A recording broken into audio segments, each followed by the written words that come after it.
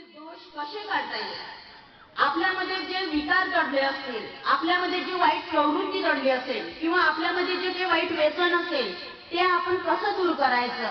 तर आज संध्याकाळच्या वेळेला, रात्रीच्या वेळेला झोपताना 10 मिनिट चिंतन करायचं, ध्यान करायचं, आत्मचिंतन करायचं. आणि या आत्मचिंतनामध्ये आपण आज किती वेळा चुका केलेल्या आहेत, कुणाला अपशब्द बोललेलो आहोत किंवा वाईट विचार आपल्या डोक्यामध्ये किती वेळा आलेले आहेत हे आपण जाणून घ्यायला पाहिजे. आज 10 वेळा आले, उद्या 9 वेळा येतील, परवा 8 वेळा, 7 वेळा, 6 वेळा, 5 वेळा, असं करता करता हळूहळू त्या वाईट विचाराला, त्या व्यसनाला पूर्णविराम स्टॉप दिला जाते. स्टॉप मिळेल, गेट आउट ते विचार होईल नक्कीच.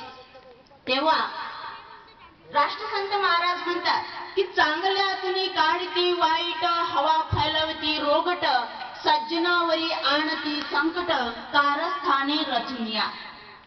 जनतेमध्ये तशा प्रकारची प्रवृत्ती